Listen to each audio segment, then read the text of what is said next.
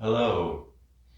The core postures in this yin yoga sequence will be melting heart, dragonfly pose, low flying dragon, shoelace, and then happy baby pose. Some useful props will always some soft padding like blankets and pillows, blocks and or books. If you have a yoga bolster, maybe have that handy as well. The theme for class will be an asterism of very bright stars in the night sky, particularly in the winter time up in the northern hemisphere, known as the winter circle or the winter hexagon. So take a moment, maybe remind yourself of what your intention for practice is, gather up some props, and then we'll go ahead and get started.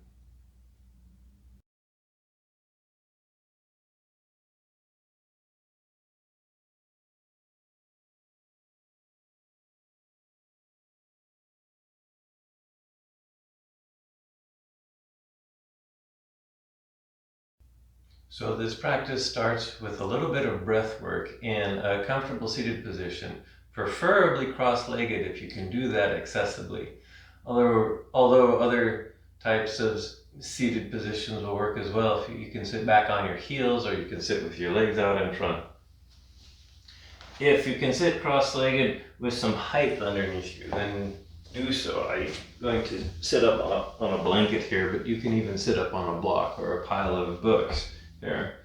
If you are sitting cross-legged, kind of remember what foot you have in front or on top. And if that's hard to remember, then put the right foot in front or the right foot on top of your cross-legged seat.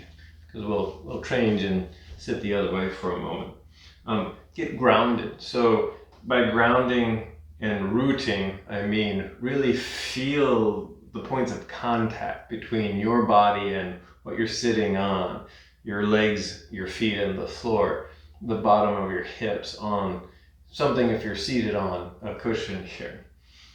Grow your spine tall for a moment, and that means to just bring it back to neutral. So you slowly tone through your core muscles just to bring a nice sturdy spine, and then you can soften.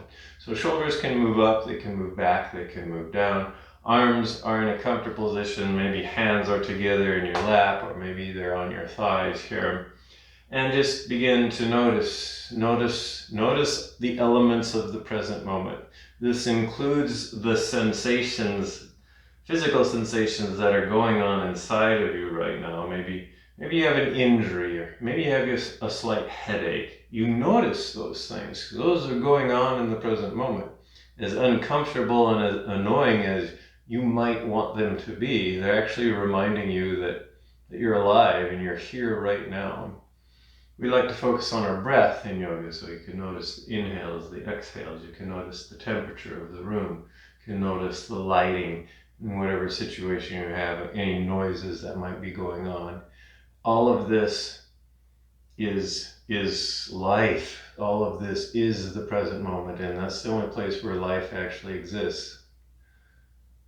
Maybe begin to deepen your breath a little bit. So next inhale, take in a little bit more air, not to the point that it's uncomfortable, but just to the point where you notice that you're taking in a deeper breath. And then as you exhale a little bit more out. Maybe even lightly pull your belly in towards your spine a little bit at the end of your exhale here. And we'll do what I call cosmic orbit breathing. So we're making an imaginary circle with the breath, and we're using that to create mental focus. So after your next exhale, visualize the very base of your torso. I often like to say the tailbone.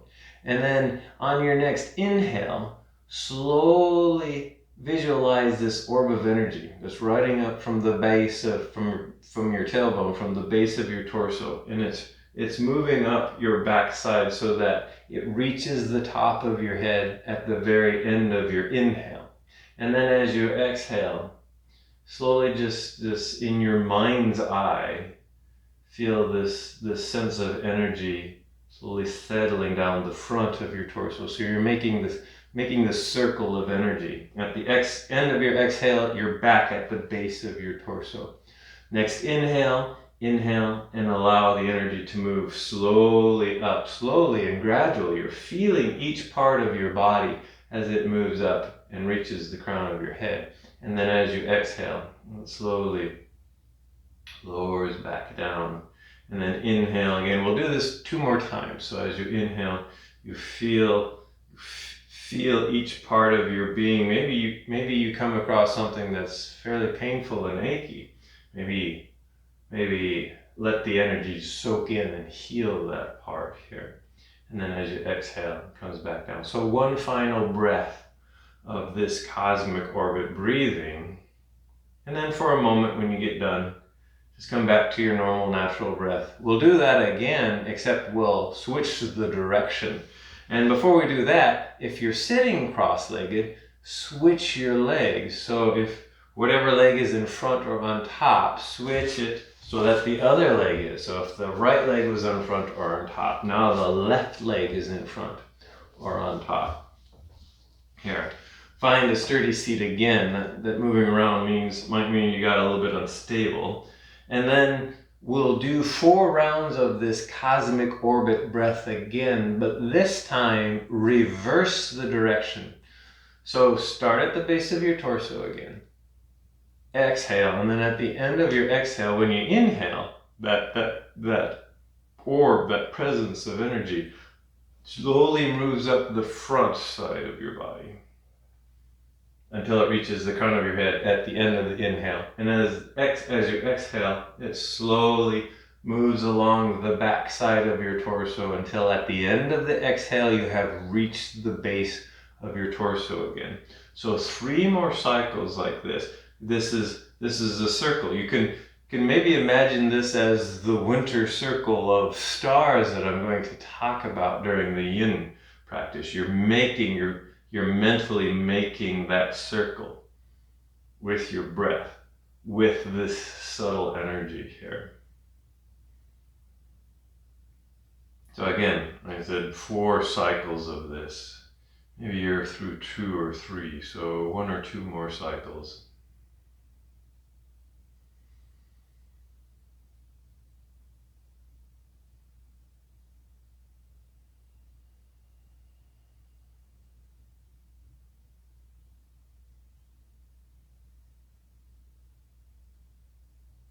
Anyway, when you get done with your last cycle, just come back to your normal, natural breath.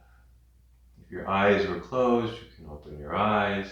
And then one more warm-up before we get into the yin posture, some cat and cow rolling here.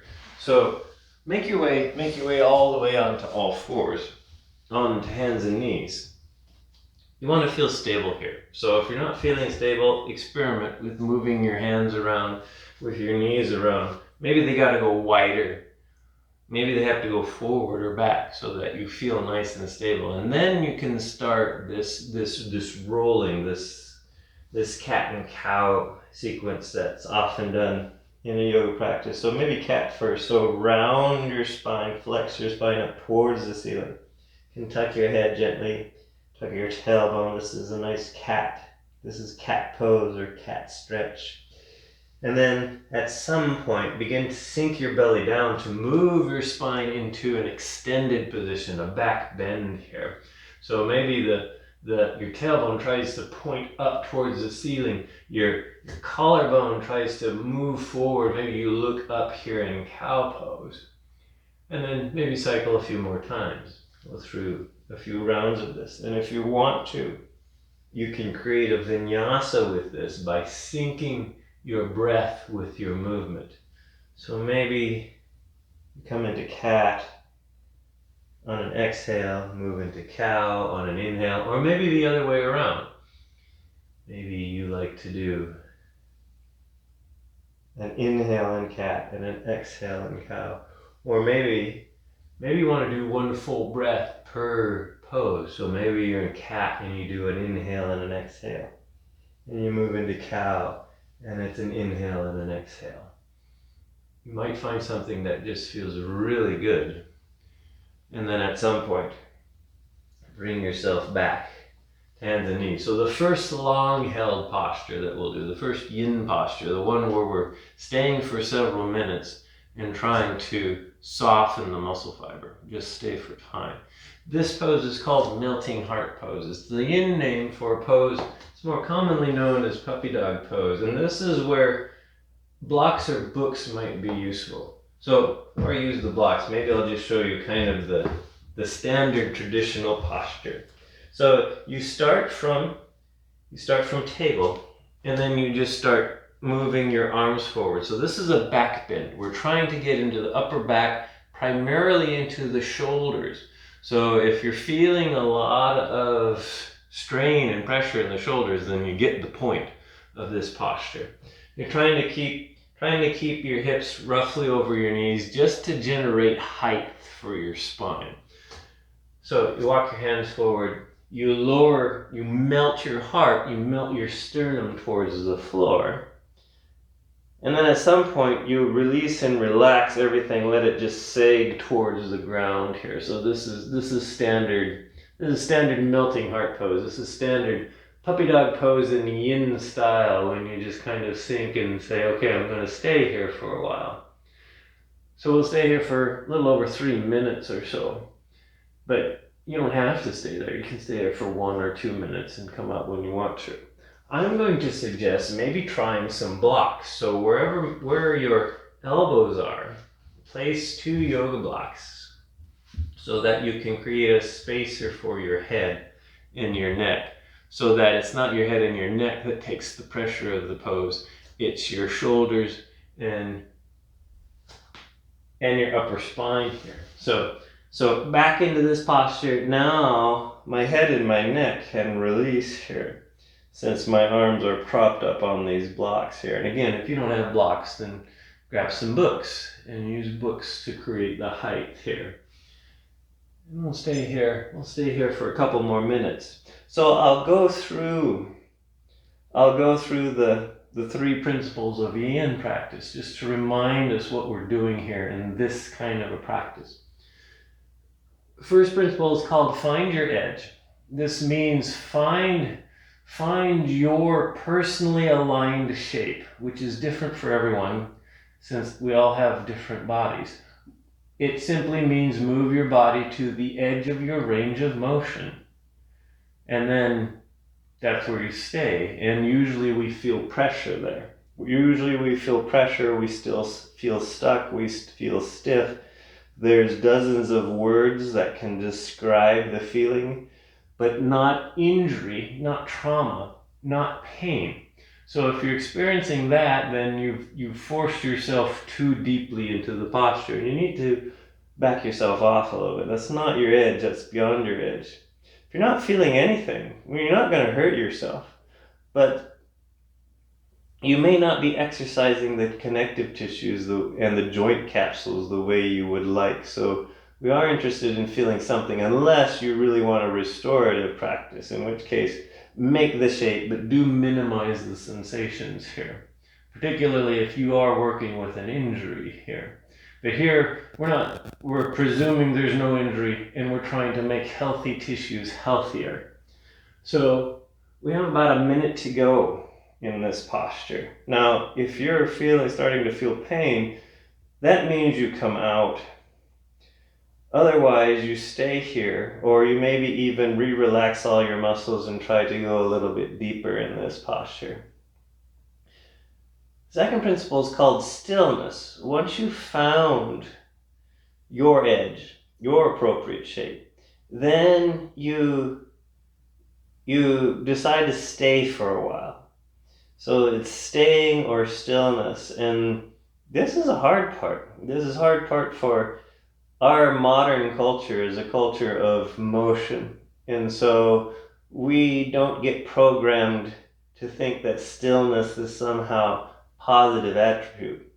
But in yin it is. So we need to remind ourselves that it's okay to be patient. It's okay to be still. And then finally time. Rather than a few breaths, we stay in each posture for several minutes, but that can vary anywhere from 1 minute to 5 minutes. And generally in this practice, we're staying for about 3 or so. So maybe just one more breath here. And then we'll slowly bring ourselves out. At some point, bring your hands to the ground. Use your hands and the muscles in your arms to very slowly walk your torso up and back into table pose for a moment. The counter pose for this is child's pose. So slowly sink your hips back towards your heels. Arms can stay forward, but maybe what I would recommend is try sweeping your arms alongside your torso here. And again, relax. This is the counter pose. We're only here for a few breaths, but let your shoulders relax and just droop forward. That might actually feel like a relief after they've been pushed back for several minutes here. And then just take a few nice natural breaths here just to kind of feel the reverberation. That can be a lot of pressure on the shoulders and on the upper back here. And then when you're ready, bring yourself up to seated here. Before we move into the next posture, maybe a slight counter twist. So come again to a comfortable seated position. Maybe sit with legs out in front, or you can sit cross-legged again.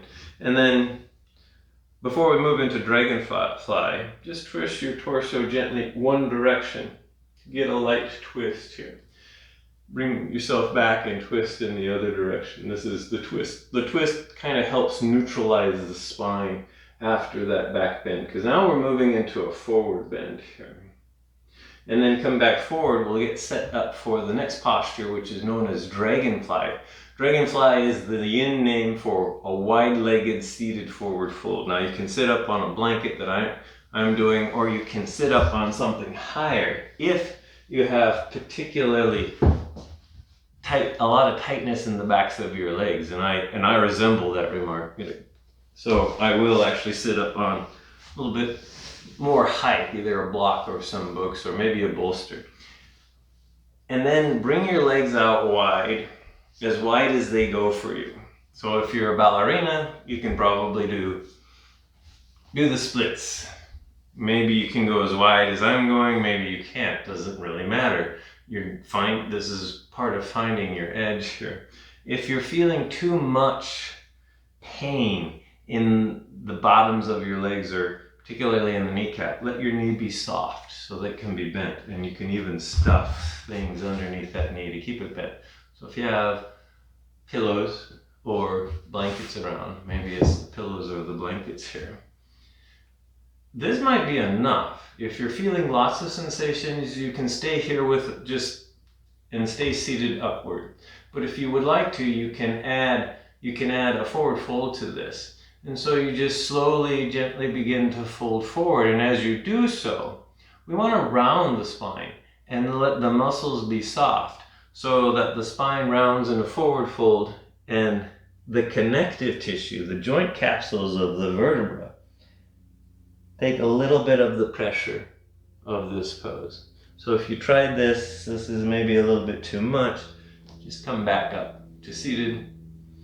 Otherwise, if you folded forward and you'd like to stay here but it feels too unstable, this is where a stiff bolster might come in handy. You can use the bolster to kind of support your head and your neck. Maybe even hold your hands on the bolster here. Because you're just folding as far forward as you go, and if the floor is still pretty far away from you, then maybe a bolster here. Some of us, free floating in air is quite acceptable. And so if you're here, you've kind of softened your muscles, this is kind of feeling okay to you, then you can just stay right here. Head and neck can hang if that's okay here. I'm going to kind of look up to talk here, but if you're actually trying to get into this pose and everything's just kind of like in a nice arc here forward. So we'll stay here for a couple more minutes. And I'll maybe get started a little bit on talking about this bright asterism. So again, I want to go back to the fact that in a yoga practice, we're trying to get in touch with our sensations. We're not so terribly worried about what it looks like. What we need to learn is what it feels like. This is hard when you have taught yourself your whole life to ignore your body and the sensations in your body. When you first start yoga practice, the sensations can be overwhelming. In other words, you get frustrated because you feel stiff and stuck all the time. The nature of yoga is to actually notice those very dramatic sensations of stiffness and stuckness. You can think of those as the very bright stars in the night sky. So if you want to get to know your body better, you want to begin to learn about these very, very abrupt sensations. If you want to get to know the night sky, maybe you've never really looked at the stars or the night sky and you want to get to know it better. The best starting point is with the brightest stars that you can see. Get to know those, and then pretty soon you have waypoints to find your way around the sky. And the winter circle is a wonderful example of getting to know some of the brightest stars in the night sky. It's called the winter circle, by the way, because it's up and prominent in the evening in the winter in the northern hemisphere. Of course, in the summer hemisphere, the winter circle is actually up during the summer. So you could maybe call it the summer circle down in the southern hemisphere. But since I'm in the northern hemisphere, I'm going to call it the winter circle. The winter circle is an asterism. And what an asterism is just a collection of bright stars. It's not necessarily a constellation. An asterism is just a pattern that's made up by certain stars that are independent of the constellation that they might also reside in. And indeed, the winter circle is so huge, takes up so much of the sky, that it actually is made up of several constellations. We're just going to talk about the brightest stars in each. So just a couple more breaths here if you're still in Dragonfly Pose. If you folded forward, the first thing to do is to bring yourself up. Maybe use your hands and your arms to do that by just pressing your hands into the ground and using the muscles in your arms to lift your torso back up to center. And then very slowly bring your legs in. You can do this one at a time if you need to. So maybe grab the leg with your hands. Bring that leg in and then grab the other leg and slowly bring that leg in. And then for a moment, feel the reverberation. I'm going to suggest just extending your legs out front and point and flexing your feet a few times. Again, knees can be soft if they need to be soft here. If there's any other kind of movement or motion you'd like to make during these long held yin postures, then by all means do so. I'll go ahead and set up for the next posture. The next posture is the first side of Dragon Pose. In this case, we'll try low flying dragon, but you can stop at dragon if you want to. So for Dragon Pose, we'll come back to hands and knees, come back to table pose, and then bring the right foot forward in between your hands so that you're in a low lunge. Inch the left knee back. If that left knee, shin, or ankle is not liking the pressure, put soft things under that back knee. So maybe a pillow or a blanket or a bolster. If you want to stay in basic dragon, this is basic dragon, and your hands aren't reaching the ground and you're very unstable because of that, put some form of height. So if you happen to have blocks, you can put the blocks underneath your hands to create a little bit more stability. If you would like to keep going into this hip opener known as low flying dragon, it's also known as lizard pose, bring this right foot out to the right a little bit. The toes can face forward, they can face out to the side, whatever is comfortable. Maybe for some of you, maybe they need to point in. So find the direction your foot needs to face to feel the most stable. Sweep that right arm on the inside of that foot. This is the first stage of low flying dragon. So you can stay here with straight arms, Or you can maybe come down onto blocks, or maybe you can come all the way down onto forearms here.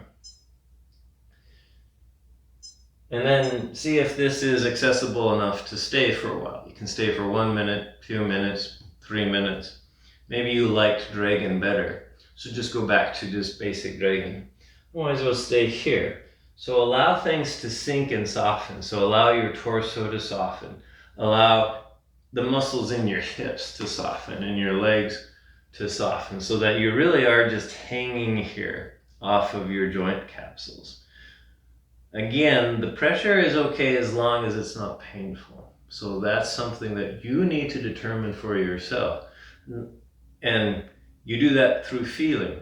Experienced yoga instructor can't tell if you're in pain, but you certainly can tell if you're in pain just by what you're feeling here. And we'll stay here a couple more minutes, check in with your breath, check in with your intention. So the first bright star that I'll talk about in this winter circle is the star Rigel. And I'm going to start with Rigel because Rigel is a star in the constellation Orion. And Orion is a constellation that many people are familiar with. If you're not familiar with it, you might have a friend who can actually find it and identify it. Orion is one of the most identifiable constellations in the entire night sky. Rigel is one of what's called the corner stars. So Orion has 3 bright belt stars. And then Rigel is considered to be one of the thigh stars in Orion. A better way to think about it is if you can identify the 3 belt stars in Orion. Betelgeuse is an old red supergiant that's a little bit off from the 3 belt stars. Betelgeuse is easy to find because it's very, very orangish in hue. You find that 3 belt stars and Betelgeuse. Rigel is the other bright star on the other side of the 3 belt stars from Betelgeuse. So if you see Betelgeuse, look to the other side of the 3 belt stars. There's a bright bluish white star because Rigel's a bright supergiant, blue supergiant on the other side of the 3 belt stars. That's Rigel, and that's the first star that we'll visit on our journey around the winter circle. Rigel, massive star. Rigel's 20 times the mass of the sun, so it's a huge star. And it's bright because it's big and bright. It's actually brighter than Betelgeuse. It's the brightest star in the constellation of Orion, but it's pretty far away. It's 860 light years from Earth. Now that's not our street. That's not our common neighborhood. It is the same area of the sky, all the stars we can see, same area of the sky, same area of the Milky Way. We're all in the Orion arm of our spiral galaxy, but not considered close. 800 light years, pretty far away. We can come out of dragon or low flying dragon. If you're in low flying dragon, bring yourself up into basic dragon, and then when you get into basic dragon, bring that foot in and maybe shift your hips back over that back heel and try to straighten the front leg. Try being the operative word. You don't have to actually straighten it, but you'll stop when you start feeling something here. This is the counter pose here. Maybe stay here for 1 more breath, and then slowly bring yourself the rest of the way out. And if there's other kinds of movements that you need to make to release pressure, then do so here. We've got the other side of low flying dragon coming up. So when you are feeling ready, back to hands and knees. Now it's the other foot. So I did the right foot, bringing the left foot up, inching the right knee back. By the way, if you've already done this side, do the other side.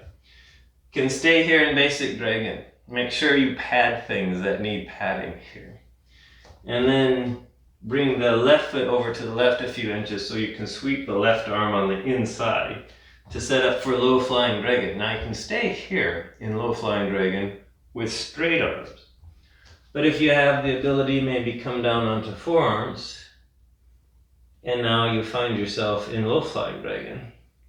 And again, we'll set the timer for 3.5 minutes here.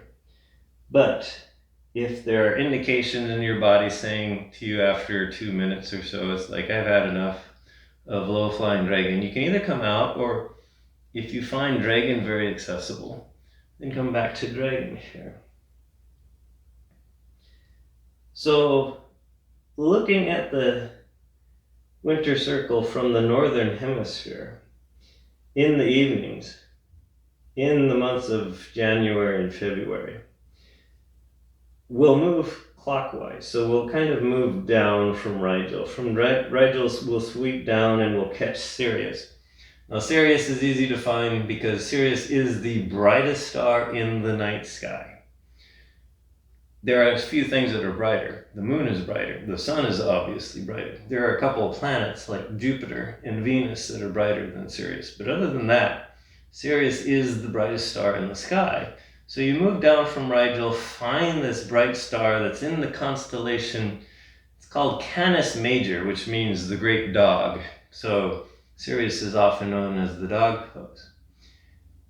Now, I like to oversimplify things by saying that stars are either bright because they're big or because they're close. Sirius is the brightest star because it's close. It's one of the closest stars to our own solar system. So Sirius is only 8.6 light years away. So that's our street. It's a neighbor. It's a next door neighbor to us.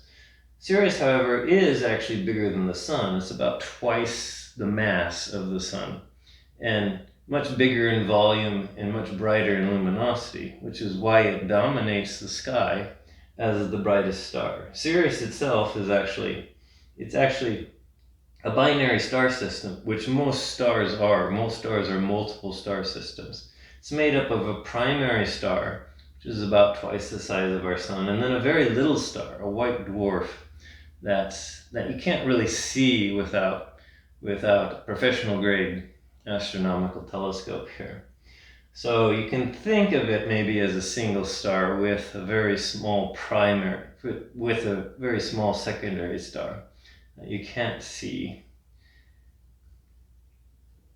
We have about 5 more breaths here in low flying dragon. Maybe reconnect with your breath, maybe re-soften your muscle fiber here. From Sirius, we continue to move clockwise to a star known as Procyon. Now Procyon is like the 8th brightest star in the night sky, and it's in the constellation Canis Minor, which means little dog here. Just one more breath here. And then we'll slowly come out. So bring your hands onto the ground. Slowly bring yourself up. Come back into basic dragon for a moment. And then maybe move your hips back to straighten out the front leg. I call this pose half monkey pose here. And we're just kind of lengthening through this front leg, which we already did in Dragonfly Pose. And then at some point, move yourself the rest of the way out. Downward facing dog is kind of a good counter pose, but you can choose if you want to do downward facing dog or not. We'll get set up for the next yin posture. So the next yin posture is a posture known as Shoelace Pose. And it's to try and get to the outside of the hips. So we'll come to sitting. And again, you can sit up on a little bit of height. I'll sit up on this blanket.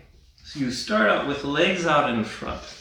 Now I got the blankets angled sideways, because when you see the final shape of this, it kind of accommodates my hips a little bit more. So for shoelace, you'll bend your left knee and stack that left knee on top of the right knee. This is a posture known as half shoelace, and for some of you, you might really like this posture, so you can stay here.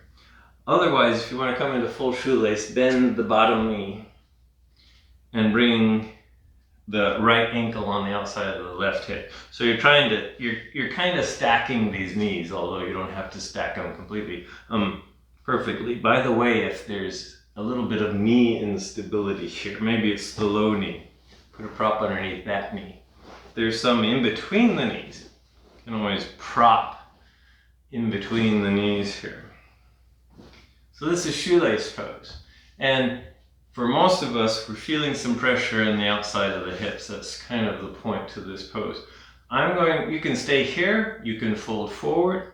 I'm going to suggest add a lateral bend just to get into the spine for this practice. In which case you might need some books or a block. Take the block, place it on your left side, because we'll bend to the left here. Maybe for a moment grow up tall through your torso, and then gently laterally bend towards the left and rest your left arm on the floor or on the block. Remember, the block has different setting. So depending on how far you maybe want to go over and see where you stop first, and then determine what height you need the block at here. And then maybe take the right arm and just move the right arm behind your torso. So I'm wanting a light lateral bend in my torso here. And to keep it from turning into a forward fold, I just kind of wrap my arm to pull my right shoulder back to make sure that I am kind of in a lateral bend. And you can let your head and neck hang. If that's too painful, then take your forearm in your hand and just hold your head and your neck in your hand.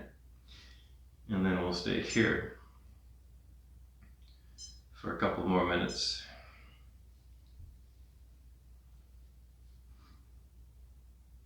So the interesting thing about Sirius and Procyon is, from most northern latitudes, they're actually southern stars. They're actually southern stars in the southern celestial sphere. So they'll be close to the southern celestial horizon.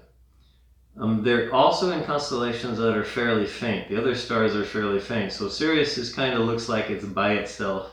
Procyon looks like it's by itself. By the way, Procyon is very similar to Sirius in that it's bright because it's close. So Procyon is 11 light years away, which is still on our streets, still in our cosmic neighborhood, still a cosmic neighbor. It's not quite as big as Sirius. It's only about 1.5. It's like Sirius. It's a binary star, but its companion is a very small white dwarf as well. So the big star, is 1.5 times the mass of the sun. Not as big as Sirius, but quite a bit larger than the sun. Of course, volume-wise, it's several times the diameter of the sun. So if you had Procyon and the sun sitting side by side, Procyon would look much larger. But in reality, it's only a little bit larger than the sun. In the constellation, the Little Dog or Canis Minor. If you continue to move clockwise up from Procyon, you come to a constellation known as Gemini. And that might be familiar with a lot of people who are interested in zodiac constellations and the 12 constellations of the year. Gemini is one of them. Gemini, the twins. And there's 2 bright stars in Gemini known as Castor and Pollux. The lower star is Pollux. The higher one is Castor. And they're right next to each other. At least they seem that way in the night sky. They actually aren't. They're actually different distances. So the first one, the one that's closer to Procyon, is Pollux. And Pollux is more or less a star by itself. I think it might actually have a white dwarf companion too, but you can actually think of it as its own individual star. Pollux is actually the brighter of the two. Castor is interesting. Castor is a triple double. What that means is it's 3 pairs of binary stars. So Castor, even though it looks like a single star, it's actually made up of 6 stars. Now, several of them are very dim, and so there's a couple of brighter pairs in Castor. But Castor and Pollux are actually not associated with each other, even though they're close in the sky. So Pollux, I believe, is I might get this backwards. Pollux, I think, is 33 light years away, and Castor is 51 light years away, which means it might be the other way around. But there's 20 odd light years of distance between them, which means they're actually not related to each other. Even though they look like they're related, they're obviously part of the twins. But of course, the twins is a name that we humans made up for them, which tells us more about human culture and sociology than it does about the stars here. So just one more breath here. If you've been doing the lateral bend, maybe put your left hand on the ground. Use your left hand and your left arm to bring your torso up. And then from here, maybe plant your hands for stability behind you, lean back, and then it's a little bit easier to undo the legs here. You can point and flex your feet a little bit. After these outside hip openers, I do enjoy doing windshield wipers myself for a counter pose. And that's where you bend both knees. Feet are pretty wide apart, and then you bob your knees over to one side. Bring them back up to center, over to the other side, and do this a few times. The reason why this is a counter pose is the inner knee is internally rotating. And that's a counter pose to the external rotation of a lot of these hip openers here. And then we'll set up for the other side of shoelace. So this time, bend the right knee, the other knee, stack it on top of the left knee, and you can stay here in half shoelace if you like half shoelace, or bend the left knee. Decide if you need padding underneath these knees here. And again, your ankles can end up in different places here. Stay here in half shoelace, either with a straight spine or fold forward if you did that the first side. If you did the lateral bend, maybe try the lateral bend on this side. So move your books or your block to the other side. For a moment, grow up tall, laterally bend over, and then soften the muscles in your spine. Come into your version here on this side. And then we'll stay here for a few minutes on this side. Moving up from the twins. Now we're in the northern hemisphere. We're reaching the star Capella, and Capella is the farthest northern star that you'll see in the winter circle. If you're in the southern hemisphere, Capella is so far north you might not be able to see it at all because it's below the horizon. Remember, the winter circle for someone in the southern hemisphere is actually upside down here. So Capella is a star, again, that's kind of bright and kind of close to us here. So Capella is about 43 light years from Earth. Capella is a multiple star system, but it's made up of primarily two equally bright stars. So Capella is kind of a true binary in that its two main components are both 2.5 times as massive as the sun. So both of them much bigger than the sun. And by the way, bigger stars tend to be younger. They tend to be younger because they don't last as long. A big star runs out of fuel after a few 100 million years. And a smaller star takes billions of years to use up its nuclear fuel. The sun will take 10 billion years to use up it. The 2.5 times as massive stars in Capella, they're a few 100 million years old here. And again, Capella is a very bright star. It's the 6th brightest star in the night sky. It's the 3rd brightest star in the northern celestial sphere after Arcturus and Vega. And so it's an easy star to pick out too. Again, the winter circle is made up of some of the brightest stars in the night sky. The Capella is in the constellation Auriga, the charioteer. And Capella itself means she-goat. That predates ancient history. So back before written history, during the early days of agricultural societies, farm animals were very important to the survival of people, so important that they were considered sacred. So even though a she-goat doesn't sound very flattering for a star, it was very significant for the ancient peoples who used to call it that here. So we have about 5 more breaths on this side. From Capella we continue to move clockwise to the constellation Taurus and to its brightest star, Aldebaran. Aldebaran is an old red giant star, and you can tell because Aldebaran, it has this orangish hue to it, very similar to Betelgeuse. Except Betelgeuse is much brighter, and Betelgeuse is in the middle of the winter circle, so it's actually not a part of the winter circle. Aldebaran is. And Aldebaran, interestingly enough, is an old red giant star that is almost the same mass as our own sun. So you can almost use Aldebaran as an example of what's going to happen to our sun in another 5 billion years. Luckily, none of us are going to have to worry about it here. So slowly bring yourself out of this side of Shoelace. If you're in the lateral bend, maybe bring yourself up out of the lateral bend first. Lengthen up through your spine. Reach back with your hands for stability. Lean back, and then you can gently release your legs. Ho. Just spend some time to notice the reverberation here. You can just sit in stillness or lie in stillness, or if you like the windshield wiper counter move, then you can do that for a few cycles. And then we'll get set up for the next yin posture, which is called Ananda Balasana, is the Sanskrit name for this, but it just simply means joyful baby, blissful baby, or most commonly known as happy baby.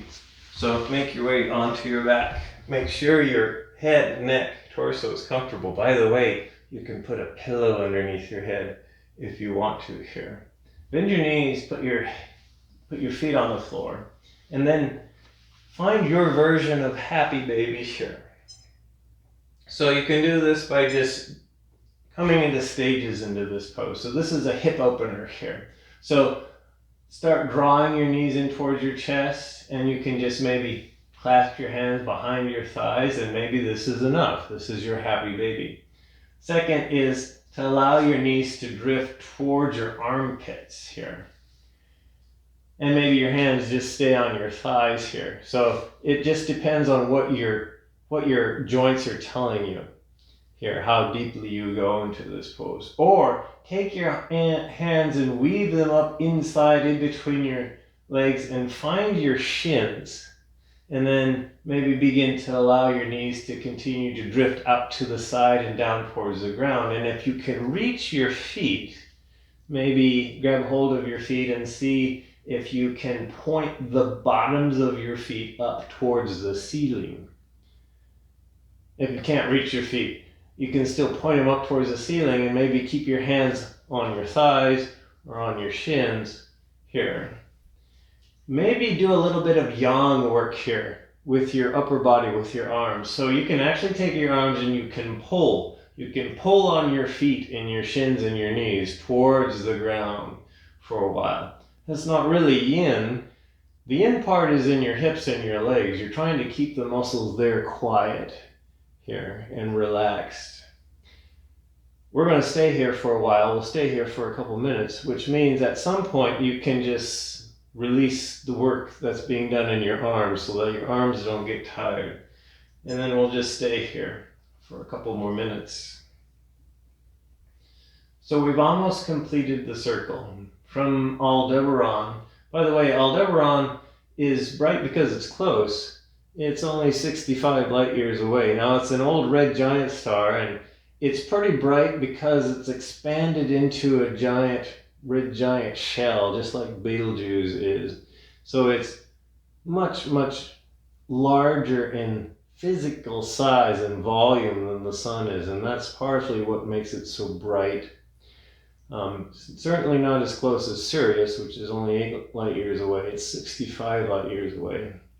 but it's a nice example of a star that's the same mass as our sun, but considerably older. So Aldebaran is slightly more massive than the sun. It's about 7 billion years old. For comparison, the sun is 5 billion years old, and it's about halfway through its life before it becomes a red supergiant as well. Here. From Aldebaran, which by the way is in the constellation, another zodiac constellation known as Taurus the bull, we complete the circle by moving back down towards Rigel. So that's known as the winter circle. So it consists of these very bright stars: Rigel, Sirius, Procyon, Castor and Pollux and Gemini, Capella and Aldebaran. And it's up in January and February are the best months where it's most likely to be visible in the sky. But it's a huge asterism. It takes up a complete third of the dome of the sky. So you're not looking for something small. Last class I recorded, I talked about Pleiades, which is a tiny little star cluster. This is the opposite of that. This is a huge asterism, but it is made up of some of the most famous and brightest stars in the sky. So if you get to know these stars, you can use these stars as jumping points to find other locations in the night sky. It can be a good introduction to getting to know the bright stars here. So it's a modern asterism. The first time it was actually mentioned in a book by Westerners was actually by H.A. Ray, who, yes, the author who wrote Curious George books, also was an amateur astronomer and sky gazer, and also wrote several books on finding stars and constellations here. So we have about 5 more breaths here in Happy Baby Pose. We've had enough of this come out and just kind of work out the aches and pains and kinks of the posture. Otherwise, if you're fine, stay here for a few more breaths or so. Some cultures have pretty ancient stories about the winter circle. The Native Americans, the Plains Indians, had often called it the racetrack. So they had a sacred piece of land in the Great Plains where they tell the story of a great race between the 2-leggeds and the 4-leggeds.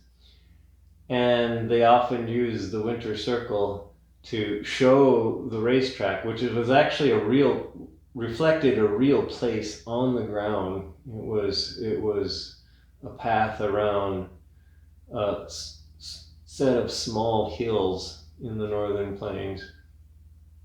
They also called it the sacred hoop when they told stories.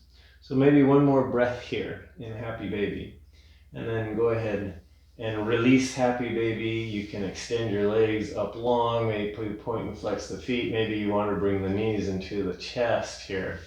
And then from here, as a counter pose, we'll try a pretty intricate twist here called cattail. Now you can use cattail as a yin posture, but we'll just use this as an integration pose. So extend both legs out long, and then raise the left leg up towards the ceiling as high as it will go, and then lower the left leg to the right until the left foot reaches the ground. Paint yourself onto your right side. So this is the beginning of cattail. You can just stay here. Or bend your right knee, the lower knee. Reach back with your left hand, see if you can find the right foot. You can stay there, or you can melt your left shoulder back towards the ground here. This is cattail pose, and you can stay here for a couple more breaths or so. And then when you're ready to come out of this pose, bend the upper leg, knee, sweep it along the lower leg, and then you can just make your way onto your back again. We've got the other side of this to do. So extend your legs out long. This time, other leg extends upward. The right leg extends up towards the ceiling. Lower the right leg over to the left. Inch yourself onto your left torso. Can choose to stay here or bend the bottom knee, reach back with your right arm, find the left foot. Stay there or melt your upper torso towards the ground. Some of you, maybe you get your upper torso on the ground. Some of us, it's just going to float like this. And then you just hang out here for a couple more breaths here, just as an integration.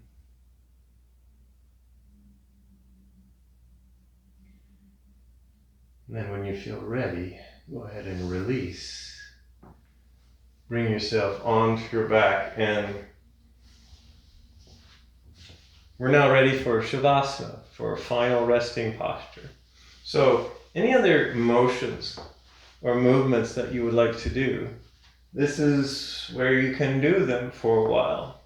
Maybe you need to do some sacral rolling, or maybe you want to do some cat and cows, or some other movement, and then settle yourself down into a quiet meditative position. Some of us, it might be sitting upright, maybe in cross-legged seated meditation posture. Maybe it's reclined butterfly or legs up the wall, or your personal favorite restorative posture. A lot of times in traditional practices, resting pose or Shavasana was really just lying on the floor like this, arms and legs extended. But this is the ultimate yin pose. You're trying to soften through your entire being. So legs are a comfortable distance apart rather than right together. Arms are far enough from your waist so that they can very naturally kind of roll so that your palms face up towards the ceiling. Head and neck are comfortable. That might mean you would like to use a pillow here. Maybe there's too much strain in your low back, so maybe the knees have to be bent. Maybe you need a pillow underneath your knees here, or a rolled up blanket or a bolster here. So you're finding something that's where you kind of want to mentally say, this is something I can really release and let go in. And again, maybe lying on your back is not what you want to do today. So think of something else. And then this is where we'll stay for the final few minutes of this practice. So the idea here is to release. It's releasing tension, releasing muscle engagement, releasing our thoughts. Very difficult task. So maybe we need to take this in more of a procedural type manner. So we'll start with different areas of the body. I like to start with my head because I tend to think too much, and that thinking creates too much strain and stress in my upper body. So you can try this. You can release your jaw, release the inside of your mouth, let your tongue relax here. And then begin to soften the rest of the muscles in your face. So soften the skin around the lips, soften your chin and your nose, both cheeks here. See if you can soften the tension around each eye. So the muscles around the eye sockets soften and settle. The space in between your eyes, let it soften. The skin around each ear, there's tension there. Maybe it can soften. The forehead, your temples, very crown of your head, releasing here. And eyes can stay open but soft, or maybe you want to close the eyes so that you can concentrate more on this inner softness here. Thoughts are fuzzy. Oh, they'll be there. But you can decide not to have the sharpness or the judgment in the thoughts. You can let them just drift. And let them go when they're ready to go. And notice your breath. Notice the gentle rise of your rib cage on an inhale and the softening of your rib cage on the exhale. You can notice the contact points between you and the ground. You notice if you're lying down, you can notice the back of your head touching the floor, your shoulder blades, your hip bone, your sacrum touching the ground, your ankles, the parts of your hands and your arms that are touching the ground. Let those contact points help you to soften those places. You can think of them as stars. Everywhere there's a star, there's a point of sensation. It's where you bring your mental focus. It's where you bring your breath, and you can see if you can soften there. You can even, if you wish, begin the cosmic orbit breathing cycle again. You can start making orbital breath. So on your inhales, maybe you move energy up through the front of your torso, from the base to the top of your head. As you exhale, your breath, your energy moves down the back side of your torso, back down to the base of your torso. Or the other way around, if you like the other direction better.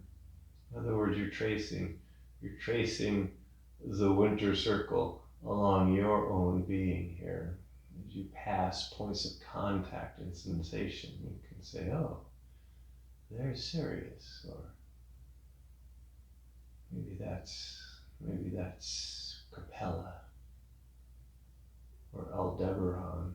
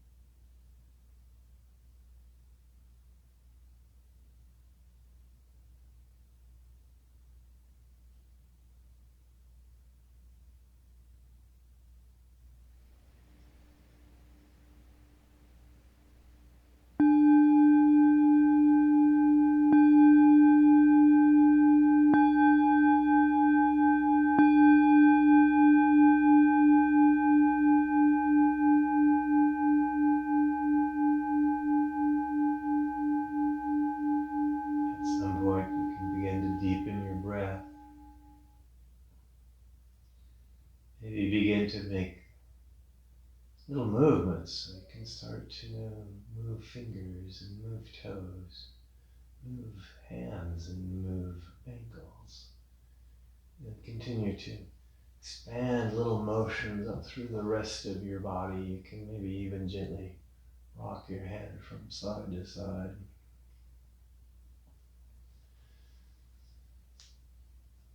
At some point, gently bend your knees, roll over to one side.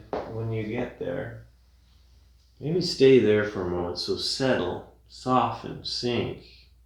And as you're there, give yourself a big thank you. Cultivate a deep sense of gratitude for your practice and your efforts, but also a deep sense of gratitude for you, your unique manifestation in the universe. The universe is ecstatically joyful that you are here. Then when you feel ready, you bring yourself up to a comfortable seat. When you get there, establish the contact between you and the floor. Establish your roots. Find your inner ground. Bring your hands together in front of heart center. So I'm ending practice with one chanting of Om. You can either join in or just simply listen to my voice.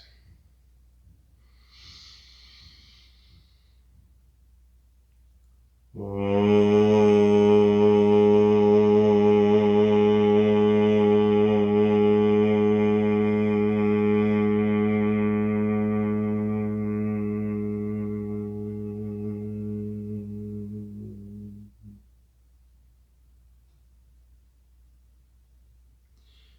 inner starlight in me honors the inner starlight in you. Namaste.